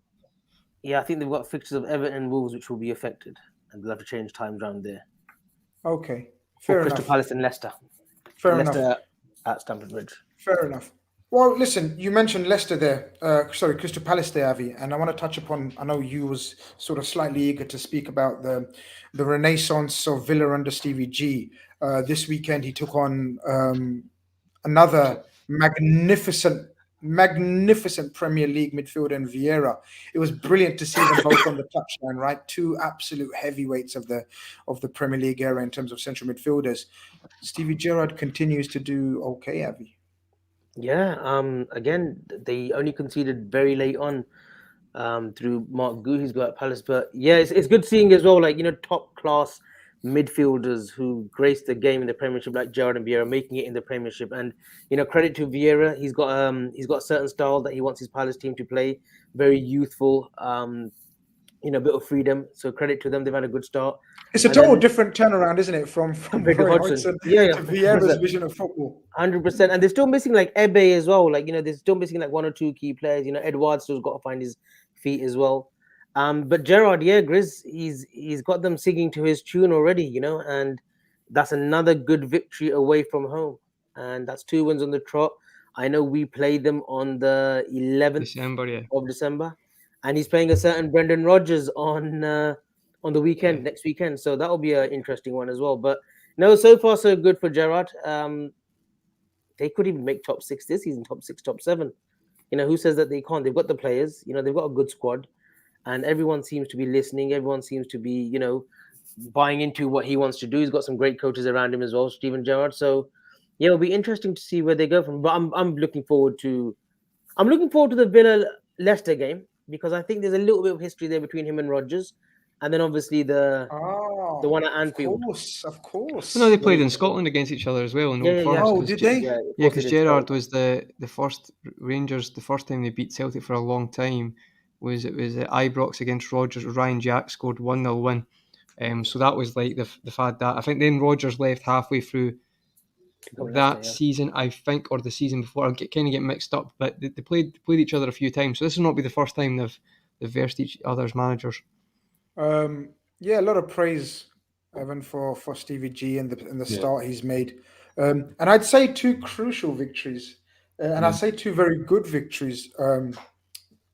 Remind me again, the first one was against Brighton at Right. home. Brighton, who we've spoke Watkins about. and Ming scored you. We've spoke about how useful Brighton are, more than useful, very well coached team, on the back of getting a tremendous result against us, and then Aston Villa put a break on that, and then Crystal Palace, the resurgence, as Avi says, they've been playing a brand of football that Selhurst Park hasn't seen in a long while, Yeah. and then Stevie G's gone in there and handled the business, bodes well, right? So far, Yeah, absolutely. And we're gonna need all the momentum Aston Villa can muster because we need them to take points off City. I think Well, there City we go. Here we go. Exactly. Ali says, Gerard, please beat City in the week. and I'll that- take a draw at this stage. oh, all day long. absolutely. I think it's crucial because if you look at City's run, their upcoming run, they've played the hard teams already. Like they've played a lot of people in the top 6, and so it's going to take a big upset if we're going to make up ground on them before the end of the calendar year. And Villa, that looks like a banana skin potentially. New managerial bounce. I don't quite believe in it, but I'm going to need it in the midweek, and I'll be a full believer of it in the midweek. But yeah, it's great to see Stevie doing so well. It's also great to see Patrick Vieira, black manager in the Premier League, doing so well. I think that's huge for things off the pitch as well. And yeah, Crystal Palace, even under Roy Hodgson and less inspiring managers, I think they always had the personnel to play more exciting. I mean, Zaha was always there. They had positive fullbacks and the likes of Van Aanholt and people like that. So they've always had a lot of wavy players, as the kids would say. But I think now they've got a manager who can, make the most out of what they've got. We've got the original Mike Dean. The referee says Liverpool will lose the title rest in the month of December. If you're refereeing all our games, we absolutely will, Absolutely will, Mike. mate. Yeah, exactly. A lot of thank God referee you're not- hate. A lot of referee hate there. Mike Dean used to work in a chicken factory. Fun fact. There you go. Used to work in a chicken Well, I factory. never. Yep. so in a Were you chicken his factory. supervisor? No, I watched the interview. It was a good interview actually on with Tubes on YouTube. He was good. Then he Probably became a with, full-time Colonel, professional. probably with Colonel Sanders or something. Well, no, it was Amazing. he was Yeah, he was the, I secret think he was the something. manager in it. Yeah, he was, and then he worked in chicken factory. Then he became done his license. Then became full time. Is Mike Dean the Tranmere? He's a Tranmere fan, isn't he? Trying Yeah. fan, He's Yeah. a bit of a personality, isn't he? He's got a bit of Yeah. character. Why Yeah. shouldn't he be? Why shouldn't he be? He's a bit Literally, like that we Billy shouldn't- Bowden of cricket. Yeah. Yeah, well, No, the that's least a good- played person on that pitch. They should maybe be a bit more character. They Conroy. shouldn't, Chris. Conroy, Avi's actually fucking come out with his bit of redemption from John Parrott. Mavericks, right? And Well, John Parrott. Parrott is the right? Queen of the He's- South. Queen of the He's South. come Andy out with Robertson. he's come out with a decent comparison there, an analogy there, in terms of comparing Billy Bowden, the extrovert Australian umpire. Is he Australian? Was he South New Zealand, African? I think in New Zealand. Was he a Kiwi? He was a New Zealand Kiwi, umpire. Kiwi, yeah. New Zealand umpire and Mike Dean. And he did this. The, 6 yeah, exactly. Not a bad shout. Right, Avi. See, Wow. I like that. I like characters like that. I do. I've got to be honest. I Yeah, listen. was wondering when the cricket analogies were going to come out. Oh yeah. We We're had to- going to teach you soon. We're going to teach you. we had to confuse Gabbar, Evan Yeah. Gabbar right at the end there with the cricket analogy, but Kiwi. Captain Sal says he's Kiwi. Who's the rugby ref who's absolutely brilliant? He's the best. Is it Nigel? No, I'll take Nigel, it back. it's just- Yeah. He I don't goes. know He goes. This is not soccer. He's brilliant. He's a great ref. Oh, what's he called again? Really? Are they mic'd up? Nigel Owens. He goes. This is not soccer, and you've got literally boys who are 6'5", massive, going. Sorry, it's like it's amazing. He's I a really do good ref. love the way. Just quickly, TD says Mike Dean says his two sons are Anfield season ticket holders. Interesting. I didn't know that. Take that back, guys. Take it back. Yeah, Sorry, take Mike. back- Sorry, yeah, Mike. Sorry, Mike. Hi, Mike. What I was going to say? I was going to say something. And you've totally. The rugby referee, and it was. I love the way they command respect, guys. Yeah, a lot of respect. Like for that. the way the players respect them, and we've seen scenes creeping in again now in the Premier League, and players surrounding, especially pushing them and sort of crowding them to go and insisting and going watch the VAR or go and have a look. And sort of we saw it again today in the Man United Chelsea game when the penalty decision, Avi, was. In the Man United Chelsea when Wan-Bissaka does that and sort of, and there was a decision overturned, wasn't there? There was a game I was watching today. Wasn't there decision It was overturned? the Brentford game when he got kicked in the head Spot by on. Townsend. Yeah. Spot on. Chris, don't you think that if the ref has to physically walk around the people surrounding him, the yellow card needs to start coming out? I think it's ridiculous. Totally It's agree. ridiculous. Yeah, It's ridiculous. it's absolutely ridiculous. But then people forget that people should have like principles on a park when it's their team, and they completely forget that. And it's like it's okay in that situation, and that's ridiculous. People should act accordingly, but they don't. No, absolutely. I think they should. You're right. Evan, I totally agree. Referees should be absolutely comfortable in their own space without having it invaded and people literally shouting in their faces. Yeah. Have you gone? But that's a rarity. I think even in Europe, I think there was only one ever referee ever that you could never stand up to him. That was Pierluigi Collina. Yeah. You know, and unfortunately in Italy, the Serie A law is that he could retire. There's a retirement policy that he had to retire by a certain age. But if he was a referee in the Premier League, he could have gone on for another 3-4 years.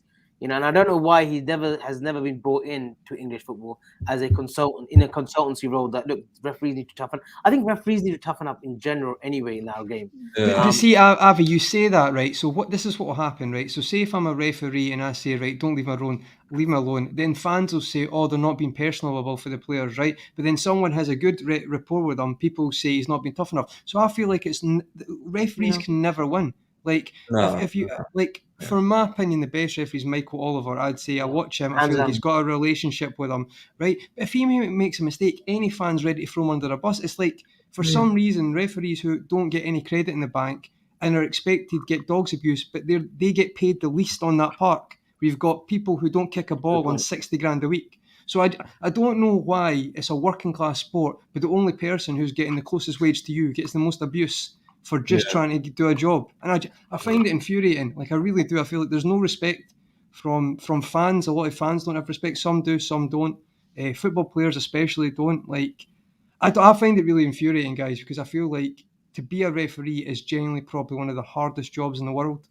No, I agree. And then we don't have referees, don't have a game, but people seem to forget that. It's just like, I know I get quite annoyed with it, but I get what you're saying, Avi. I do get that, but then I remember, was it Dan Gosling, absolute idiotic comment, was when that guy made a bit of a joke to him, said, "Oh, you're not playing that well," and he went and told someone, like, honestly, take a day off, mate. Don't take a day off. Honestly, embarrassment of a human being.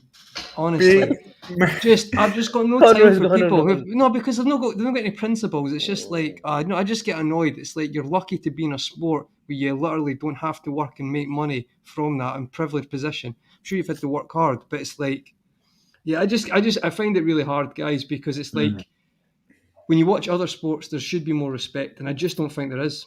If you go back to the Congress. No, I was going to say, if you want to look at tough referees, go back to the old firm games in the 90s when you had the loud drops and the gas coins, and you had the Celtic players like Boyd and all that. They were rough games, and fair play to the refs. They would stand up to these players and say, "Listen, get the fuck out of here." The problem with Scotland, and you had fans as well at Parkhead and Ibrox. The problem with Scotland, it's country 5 million, and then most people when you meet, they don't all support Rangers or Celtic, but people try to dilute it to that. So then you've got Scottish referees. So people try and find a relation of one side or the other and say it's against it. So I've been saying for years in Scotland they should have referees from other countries, so there can't be this kind of try to encourage a favourism of some kind. But no, I think in general, guys, for me, I feel like there should be more punishments for footballers. If you go anywhere near a referee, they sit their discretion, but if they send them off, they might lose the game. Like, people will not. Whereas if someone else says, "No, your player done that, right? 1 match ban." There you go. Because I can guarantee they'll not do it again. But we Conroy, we really admire your passion for this topic. Really enjoyed that. I'll be getting slated in the comments. No. On a serious note, that deserves. I'll clip that up later on because you've made some great points about the refereeing. Okay, you clip that later on, but we must move. Give him his views. Went on a bit. Sorry, guys. No, you're spot on. I just want to know, was Conroy's little mini rant more entertaining, informative, or was Keane and Cara? Big Mad Andy. Shout out to Big Mad Andy, who's a regular in the chat. Says Keane genuinely displays his character. I swear, was trying his hardest not to verbally batter the shit out of him. People want to talk about guys Keane versus Carroll. It's Jimmy Floyd Hasselbank just sitting there like brilliant. Yeah, anyone watching Keane versus Carroll was Sky. Evan, did you watch that? Avi, did you know what Uh, happened in that? Yeah, we watched. Luckily, I've got Sky Sports now because I'm in England at the moment. But we yeah, watched I a mean, little bit of it. I thought Carragher made some great points. I mean, he made the correct points about Ronaldo. You know, like what was he brought in for? Like what United only sold him because of commercial reasons. And that's the truth of it. Let's not beat around the bush. Glazer's a businessman. Woodward is a businessman. He's not a footballing man. He's a businessman. Yeah, there was no way Ronaldo was going to go to Man City without United intervening, and they did, and they took him, and they planned without Ronaldo. Oli did not think at the beginning of the summer, I want Ronaldo on this team. He was planning Greenwood, Sancho, and Rashford. Right, once Rashford was come back from injury, and then And don't forget Cavani. Cavani and Martial. Yeah, no, he had five quality players on their day. It's just about finding that consistency. Ronaldo was never in that picture until they got whiffed that he was available. Shirt sold. He's probably sold millions. Probably paid off his transfer fee and his wages altogether with shirt sales. But I think Keane was a little bit wound up. But Keane was, Keane's always going to give it his best, isn't he, against Carragher and put him in his place. Evan, how did you find it? I mean, I genuinely find it entertaining. I do think it's a bit put on, and I do genuinely think Keane, even though he's box office, I pretty much like Avi. Avi is box office, right? I find Roy Keane is box office, but I think he's a shit pundit. I mean, not Avi, but yeah. a bit like my views. It's all right. It's all right. Well, they're all kind of shit pundits, right? It's that type of show. If their ratings and their viewership wouldn't be so high if they had Arsene Wenger on every week speaking 100% facts. You know what I mean? Roy Keane's, he knows what he's there to do. He's a bit of a miserable bastard, probably just a little angry because Michael Carrick was a better player than him. So I don't know about that, but I do. I think he was. Hot take of the show right at the end there. People are forgetting that Michael Carrick was a phenomenal player. No, Evan Keane was sensational. No, I'm not disputing that, but Roy Keane's like you'd get 20%. Turin 99 semi-final. Even I remember that, and I hate United, but what he did at Turin against Juventus, 2-0 down as captain, magnificent. He doesn't get credit. He doesn't get credit. That's another good time. We're not got enough time Evan for that. Carrick, I'll give you one thing. Carrick was massively underrated and massively underappreciated I agree with that, by the England setup as well. So you got a good point there.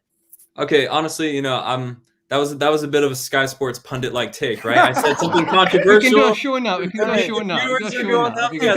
You've been hanging about with me too much. That's a nice hot take. Yeah. No, it's a good debate. It's a good conversation. It's not a fair comparison because they're not similar players, right? Keane's this, destroyer and Carrick's this controller. So they're not similar, but yeah, I'm glad that I don't really have to watch stuff like that. I don't really rate any of Sky's pundits. Obviously, some of it gets clipped and makes its way onto my Twitter feed.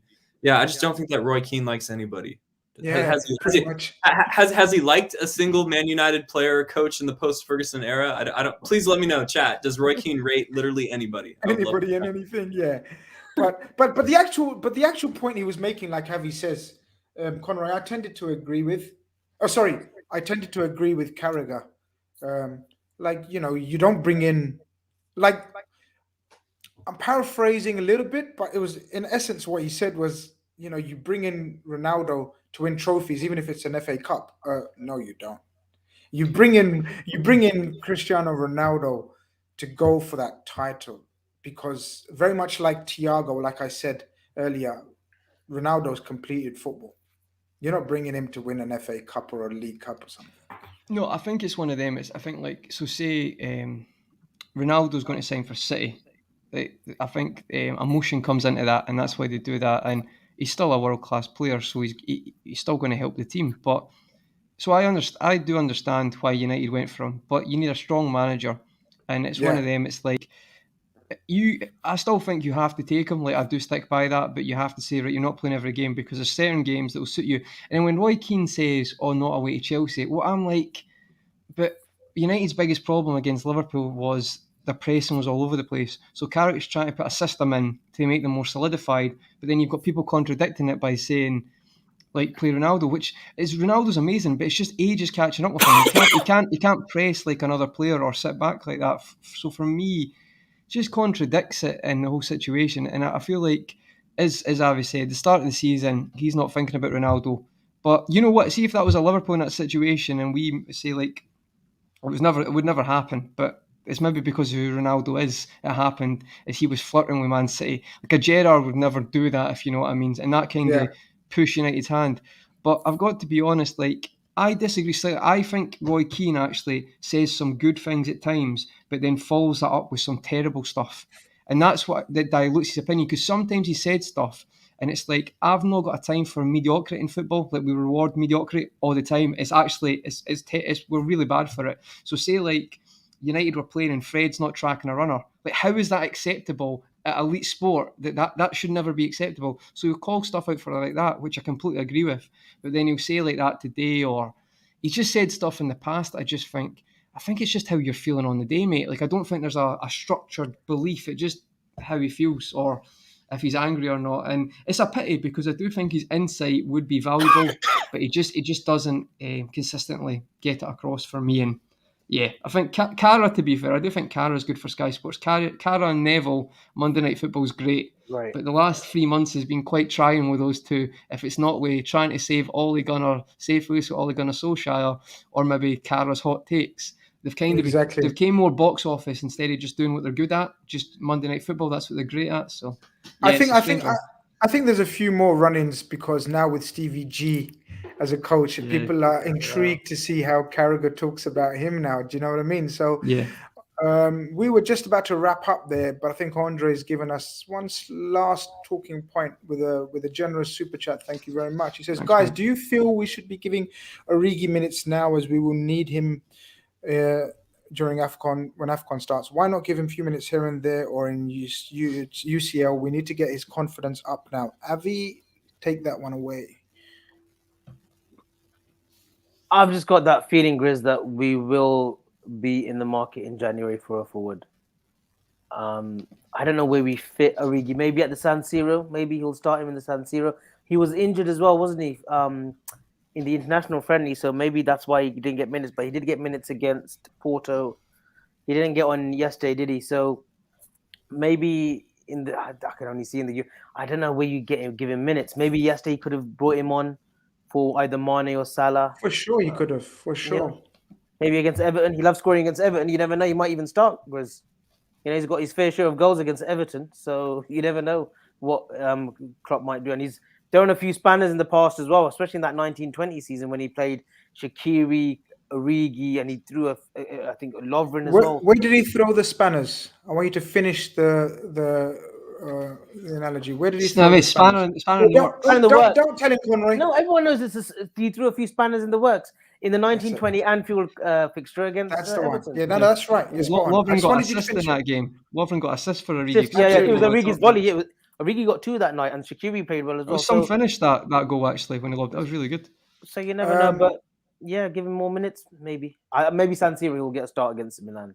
Hopefully. Evan, just on the whole general point he made, Andre makes, in terms of giving our peripheral forwards that are on the peripheral, a la Taki. Taki seems to be getting a few minutes.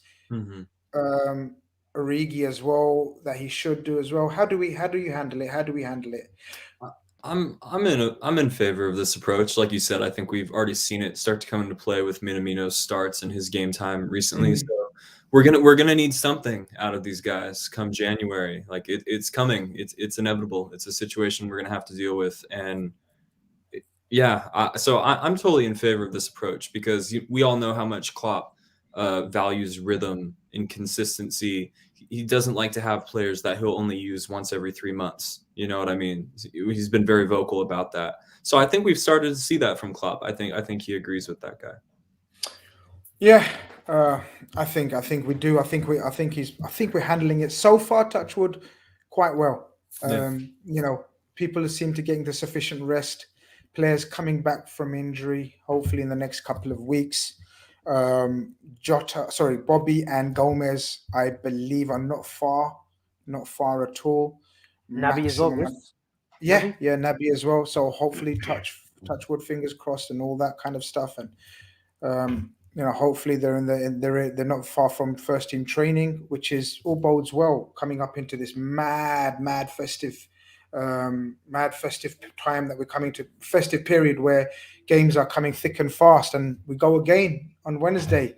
We'll have something planned for you guys for that Wednesday game for the Merseyside derby, and we'll do something for post-match as well. But just want to thank you guys first and foremost, Conroy, Evan, and Mr. Blue Chip himself, who's not been too well. But you know what? It's amazing Listen, when you're not too well. You make tell the you most what, sense. this has been some great sense. This has been a great tonic in my recovery. But just during the show, Luis Diaz scored as well. So I'm gonna go and watch Luis Diaz's goal today. Okay, so yeah, he scored against Port. He scored there you against go.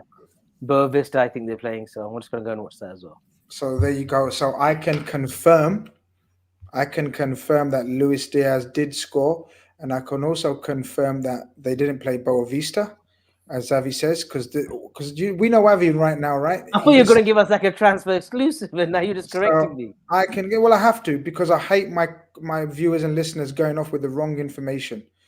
I believe they played Cremonese or something. They did Perhaps, yeah. 100%. They didn't play Boa Vista. So I just wanted to make that clear, guys. There's still nearly 300 of you in the chat.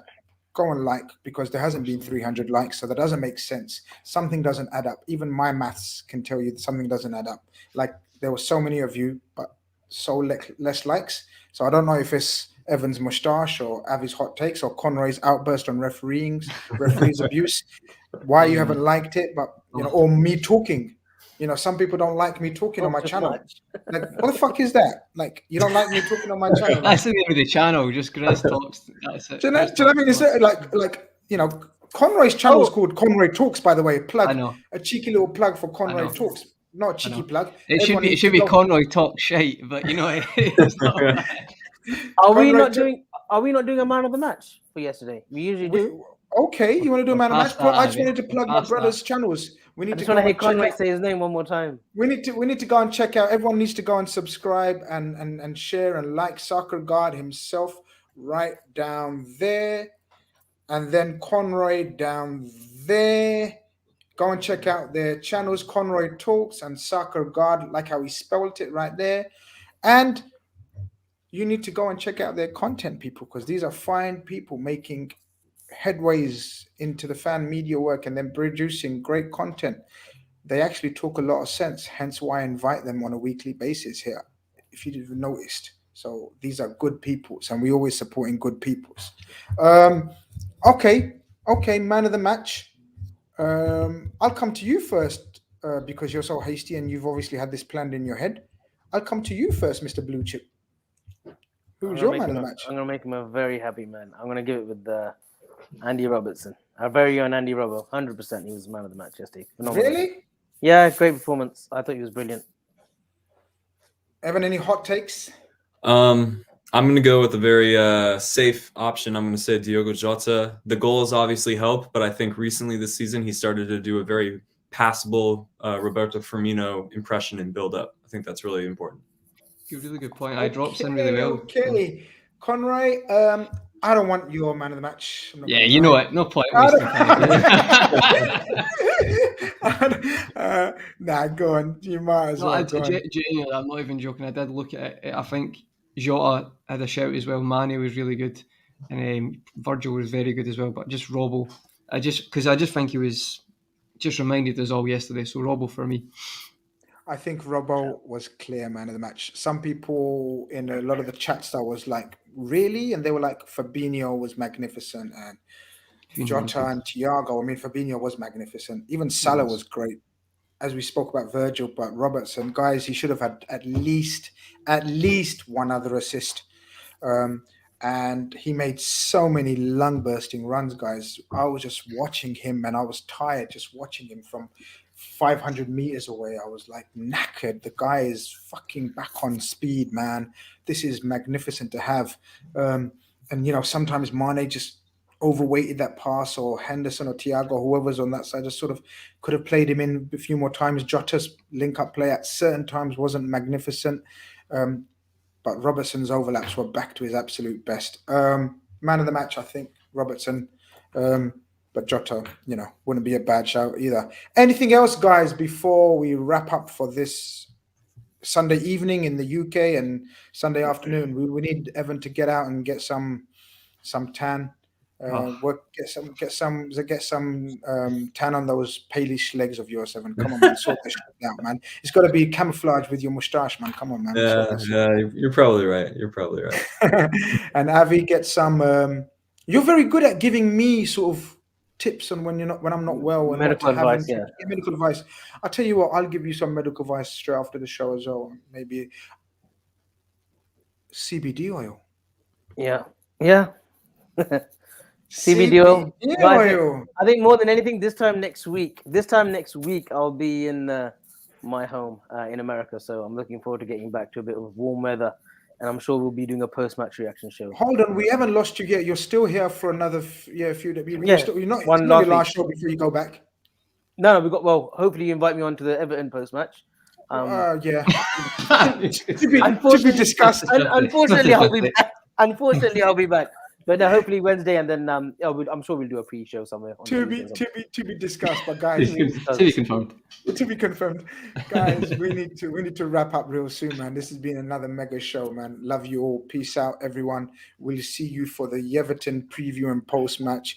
Like, subscribe to all the guys' channels and to mine as well. Peace out.